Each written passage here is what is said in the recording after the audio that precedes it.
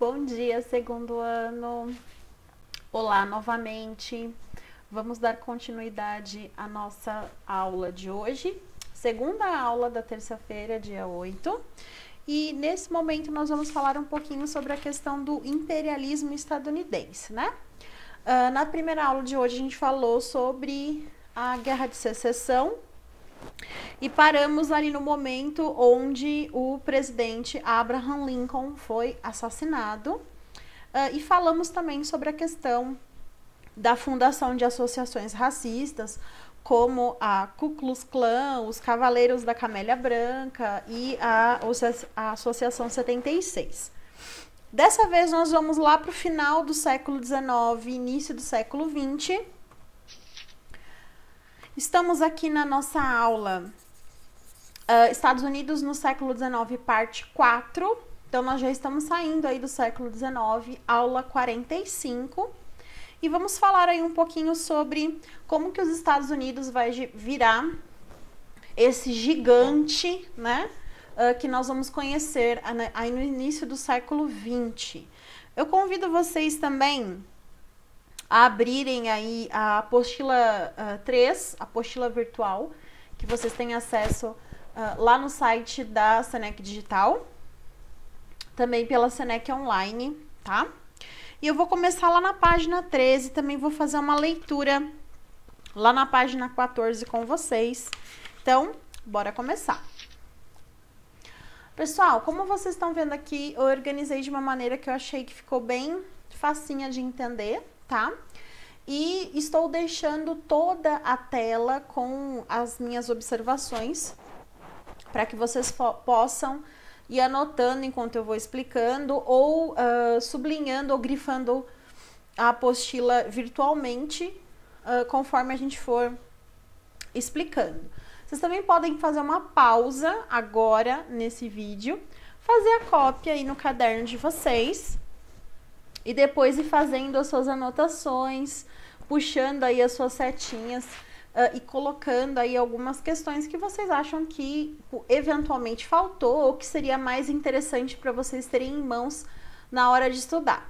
Só lembrando que esses tipos de resumo aqui que eu faço para que a gente consiga fazer um acompanhamento do conteúdo da apostila, eles não são fixos, tá? E nem substituem o estudo dos textos para as avaliações. Então, dados os recados, vamos começar. Pessoal, o imperialismo norte-americano, ele vai começar, ou seja, ele tem o seu contexto, está ali contextualizado, no finalzinho do século XIX, início do século XX, onde os Estados Unidos conseguiu terminar, digamos assim, a sua conversão de uma nação extremamente agrícola, não na sua totalidade, mas em grande parte, para uma nação industrializada. Então, ela vai se encaixar aí nesse mundo na América como a primeira grande nação, industrializada, né? Uma outra questão que vai ficar bastante interessante aqui vocês colocarem é que ela vai ocupar esse cargo aí de uma das maiores nações industrializadas, se quiçá a única aqui, até meados da Primeira Guerra Mundial, tá? Durante esse período, ele vai estar em intenso crescimento e após a Primeira Guerra Mundial, ele não vai deixar, mas ele vai se consolidar de forma hegemônica como uma nação mundialmente industrializada, né? Então, ela vai ficar aí, vai ocupar essa posição de grande nação industrializada, se consolidando pro mundo após aí a Primeira Guerra Mundial, tá? Então, vamos lá. Como que a gente conseguiu passar, né, de uma nação no século XVIII, finalzinho do século XVIII, 1776, ele ainda era uma colônia europeia. A nossa própria apostila faz essa pergunta: como que ele conseguiu, em tão pouco tempo, virar uma grande potência mundial? No caso, uma grande potência americana e depois uma potência mundial, se consolidando aí logo após a Primeira Guerra Mundial, que é muito cedo em questão de tempo histórico, né? Então, vamos lá. Gente, A vocação, não só do imperialismo, mas também do expansionismo que os Estados Unidos demonstrou ao longo da sua história, já serve para nós aí como um ponto de partida, né? Então, essa vocação imperialista de liderança, ela está extremamente marcada, avantajada para nós com relação à expansão para o oeste, né? Então, toda a jornada que os Estados Unidos faz e sua consequente conseguir, né, e sua consequente grande exploração e povoamento do interior dos Estados Unidos, já nos demonstra aí que ela tem condições para conseguir ser uma grande nação. É claro que a gente não pode esquecer que após isso a gente teve, né, a aula anterior hoje, que é a Guerra de Secessão, que vai fazer um grande estrago socialmente, economicamente nos Estados Unidos, mas mesmo assim, a partir dessa Guerra de Secessão é que os Estados Unidos vai começar a se mostrar extremamente favorável a todas as condições para se tornar um país capitalista, né? Então, o que os Estados Unidos começam a fazer que prepara esse terreno para o desenvolvimento do capitalismo? Bom, a primeira coisa é que eles adotam medidas dentro do território que fazem com que, economicamente, o terreno capitalista seja aí fertilizado. Então, quais são, né? Primeiramente, a questão protecionista. Os Estados Unidos, eles têm uma ideologia econômica, nesse momento da história, extremamente protecionista. Então, a questão política também é bastante protecionista. Então, o que isso significa? Protecionismo. Lembra lá do ensino fundamental. Proteção. Então, eles protegem, através de políticas econômicas, o que é produzido dentro do território. Então, eles bloqueiam produtos externos.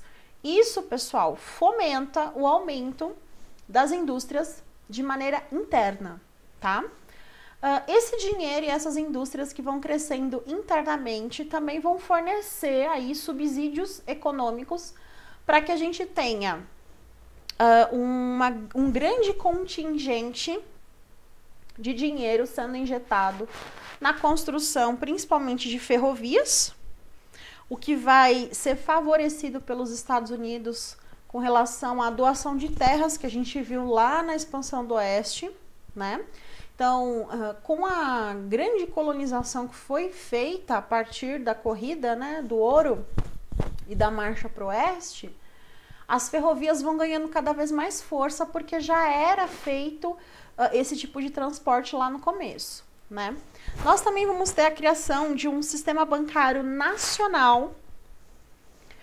Então, isso é uma coisa que vai ajudar muito a questão da movimentação e regras econômicas internas, né? Então, desde novinho, os Estados Unidos já têm contato com essas ideias econômicas, como que funciona um banco, como que funciona o crédito, como que funciona juros. Então, eles já conhecem, né? E a mão de obra, né? Que vai ter uma imigração muito grande para os Estados Unidos, após principalmente a sua independência. Então, eles têm uma mão de obra e essa mão de obra é assalariada, que é um diferencial das outras colônias. No caso, muitos países na América ainda são colônias, isso é um diferencial, né? Além de ser independente, eles têm também essa questão da mão de obra que chega nos Estados Unidos ser assalariada, né? Então, por exemplo, você comparar a vinda de imigrantes que vieram para o Brasil já no finalzinho do século XIX, início do século XX, eles corriam, e a gente sabe disso, o risco de virarem, na verdade, escravos de dívida. Isso era quase nulo, tá? A gente também não pode falar que era um paraíso, porque a gente sabe que não, né? O país está nascendo. Mas a diferença era bem grande. Outra questão é que os Estados Unidos, eles estão totalmente isolados dos conflitos que estão acontecendo na Europa, né? Então, por exemplo, os Estados Unidos, ele está blindado da Revolução Francesa.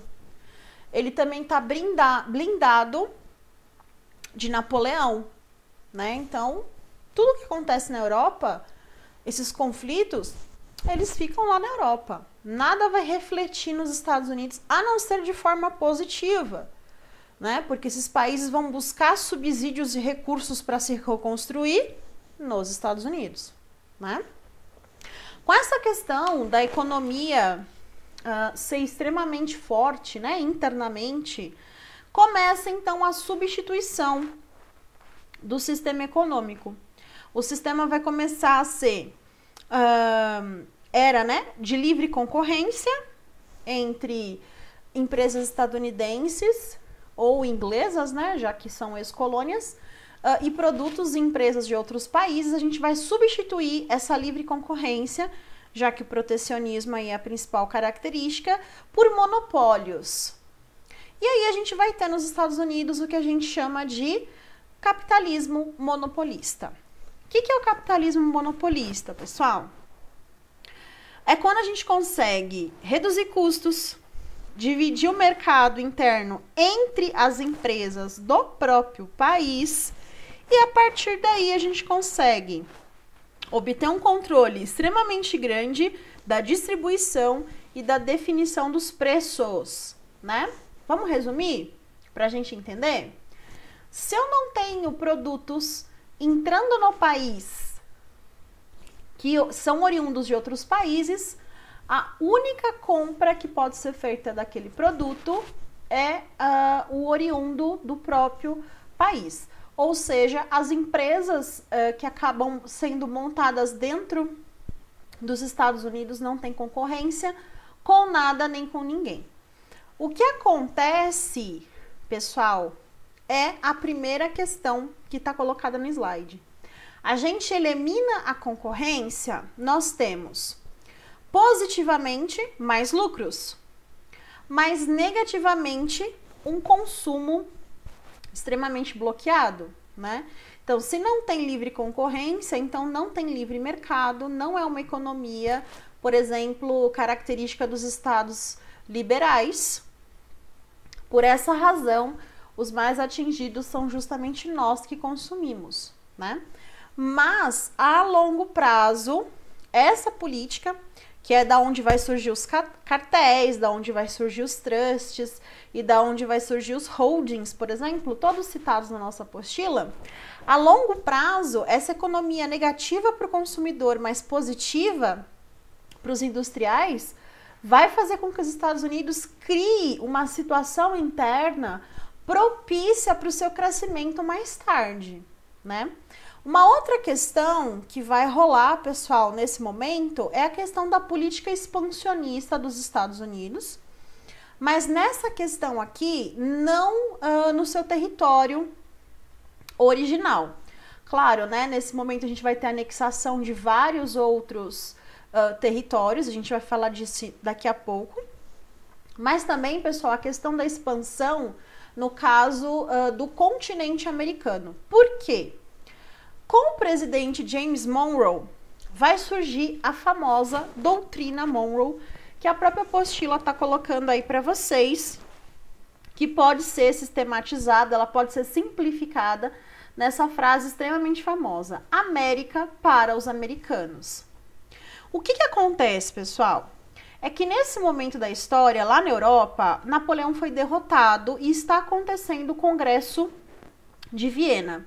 O que foi o Congresso de Viena? Aquela devolução dos países que Napoleão invadiu para os tronos, os respectivos tronos. Lembram? Lá na França vai acontecer depois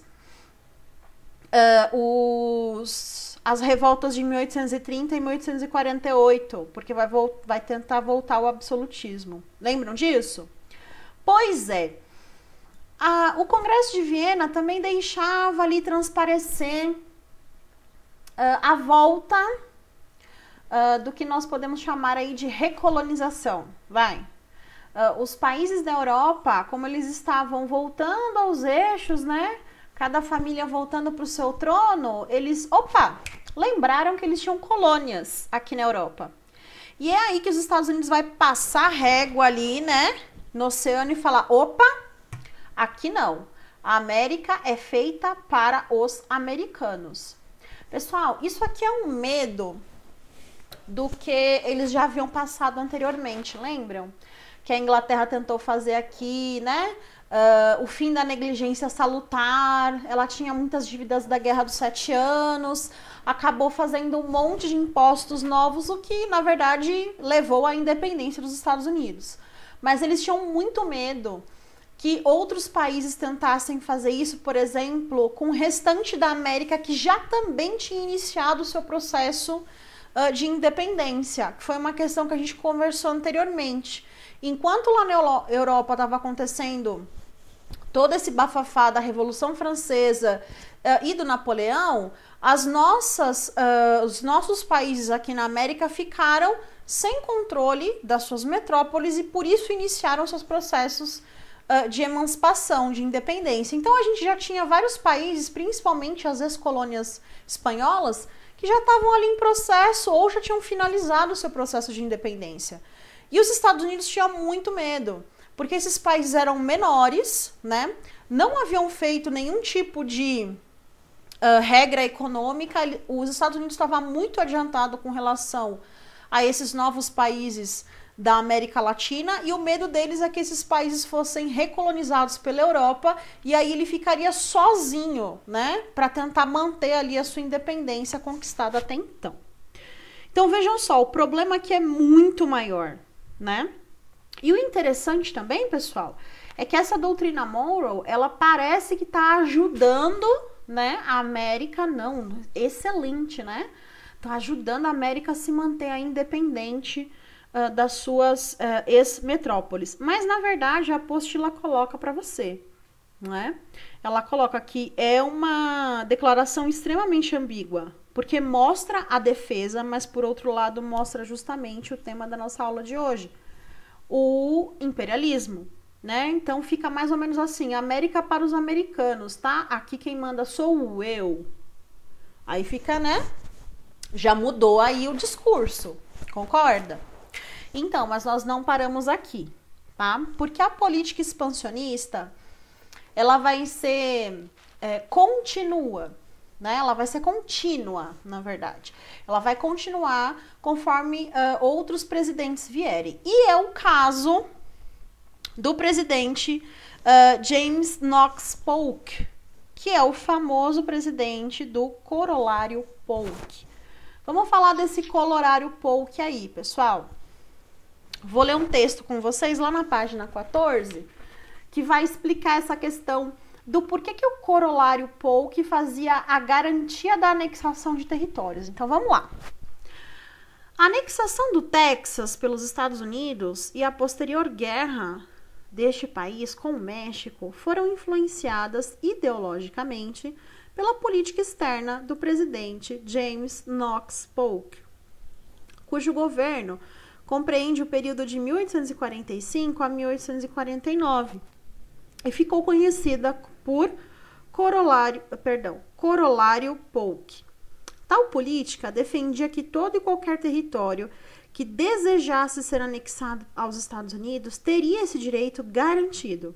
Desse modo, os Estados Unidos aceitavam fraternalmente que todos esses novos territórios fossem incorporados de maneira voluntária ao seu, justificando assim a anexação do Texas, região que era mexicana, habitada por milhares de colonos estadunidenses e que almejava ser território dos fazendeiros sulistas.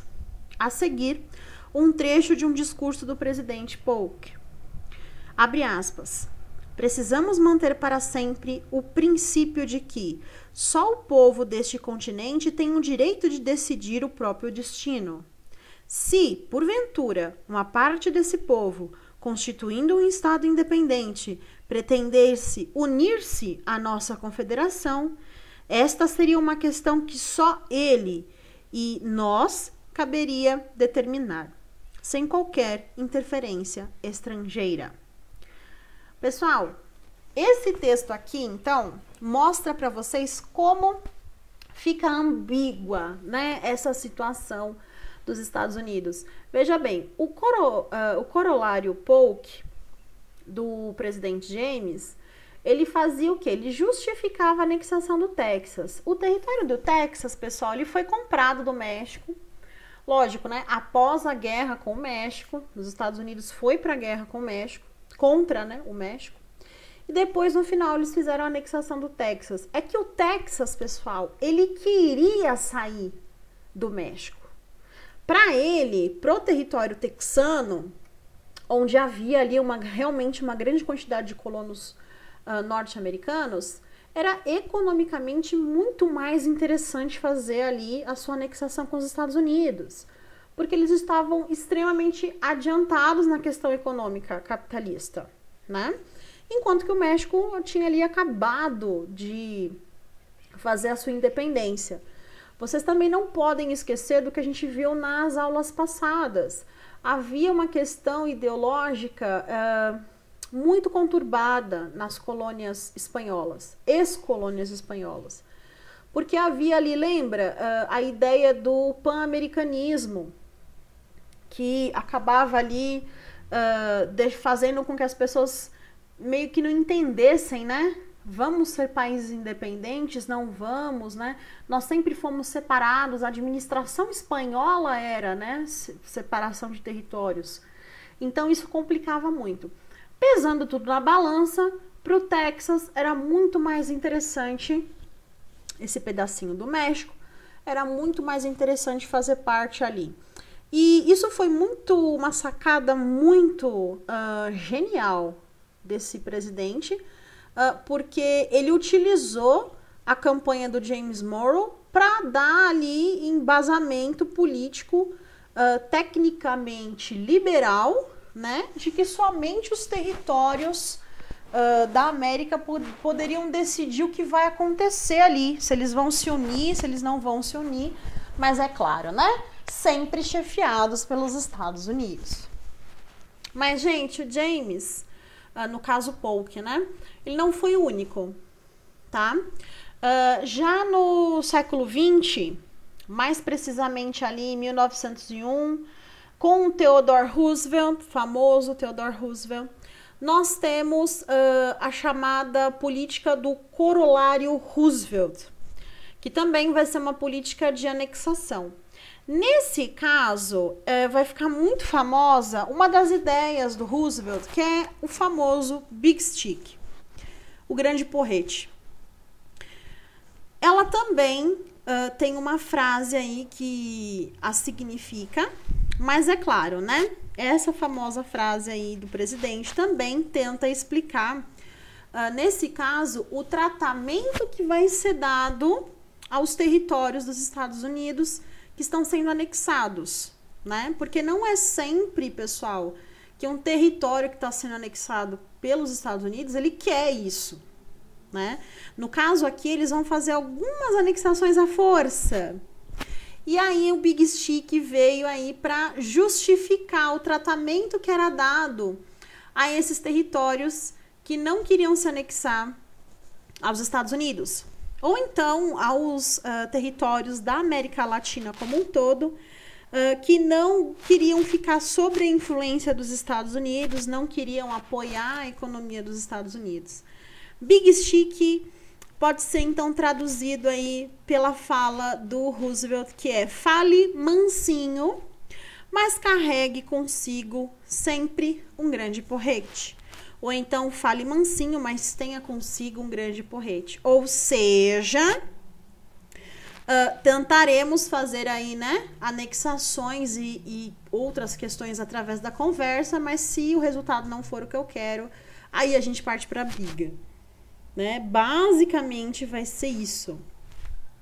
O mais interessante é que essa retomada e essa ampliação, né, dos conceitos da doutrina Monroe e do corolário Roosevelt estabeleceram aí estreitas relações entre os Estados Unidos e a América Latina, né? Então, teoricamente, havia uma cooperação para um desenvolvimento comum. É aí que os Estados Unidos justificam as intervenções militares nos países americanos, tá? Então é assim que eles vão justificar a ajuda militar, por exemplo. Para ser mais específica, pessoal, vamos supor que o Peru está tendo problemas ali com o governo, um governo que foi eleito ou foi colocado ali e ele é alinhado às ideias dos Estados Unidos, né? Ele mantém apoio, mantém conversa. Se sair alguma coisa do controle, os Estados Unidos mandam apoio militar. E aí ele vai dizer assim, não, nós vamos ajudar porque nós temos que manter as ideias alinhadas, né? Porque a América é só para os americanos. Então, vou ler para vocês aqui na página 15 uma fala do próprio Roosevelt. E aí vocês vão entender essa ideia do Big Stick. Vejam só. Um mau comportamento crônico ou uma impotência que resulte em um afrouxamento geral dos laços da sociedade civilizada podem finalmente requerer na América, como em outras regiões, a intervenção de uma outra nação civilizada. E no hemisfério ocidental, a adesão dos Estados Unidos à doutrina Monroe pode forçar os Estados Unidos, ainda que fosse sem desejá-lo, a exercer um poder policial internacional em casos flagrantes desse mau comportamento ou desta incompetência. Fecha aspas. Pessoal, o que o Roosevelt está dizendo com essas palavras? Que tipo assim, olha, não é porque a gente quer, mas como nós somos a primeira civilização que realmente é civilizado, né? Fizemos a independência, estamos aqui adiantados, a nossa política funciona, a gente meio que tem que atuar como policial aqui. Então, se alguma coisa der errado em algum desses territórios, a gente vai lá ajudar. Sacaram a ideia do imperialismo agora? Lembrando que a gente está só no comecinho, tá? Então, esse imperialismo aqui ainda é dentro da América Latina. Para finalizar, a gente tem o presidente William Taft, o presidente William Howard Taft, que vai fazer a famosa diplomacia do dólar. Pessoal, como se já não bastasse, se você não consegue pelo bem, pela conversa, faça pela força ou então faça pela economia, que era a ideia do William Taft. O que ele dizia, pessoal? Ele dizia o seguinte, se você não pode fazer o imperialismo, né? Claro que não essas palavras, gente, estou só explicando. Se você não consegue fazer o imperialismo através dessas duas coisas, faça pela economia, né? Então, por exemplo, a gente vai ter aqui dois exemplos da apostila, que é Cuba e o Canal do Panamá. Mas antes de eu explicar cada um, eu quero deixar bem claro. A política do dólar significa em dominar países através do dinheiro, de empréstimos, de concessões, o que sutilmente produzia efeito idêntico à política de Roosevelt. Ou seja, você consegue alinhar o pensamento de um país com o seu se ele dever dinheiro para você. Nesse caso, a gente tem Cuba, que foi sendo tão ajudado,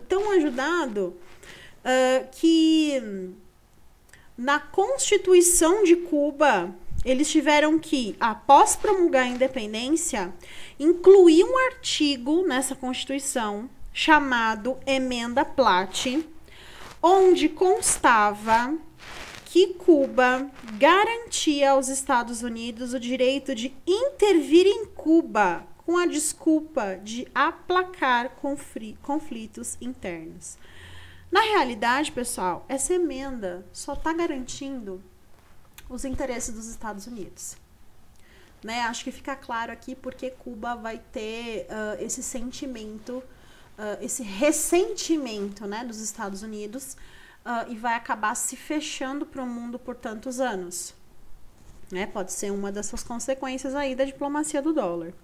E por último, pessoal, que é um exemplo típico da política, é o famosíssimo Canal do Panamá, que foi uma construção feita pelos Estados Unidos A ideia, gente, né, na verdade ela vem de muito tempo, desde o século XIX, que se pensava na possibilidade de construir um canal que levasse a América Central até o Oceano Pacífico, né, do Pacífico ao Atlântico, na verdade, né, ou do Atlântico ao Pacífico.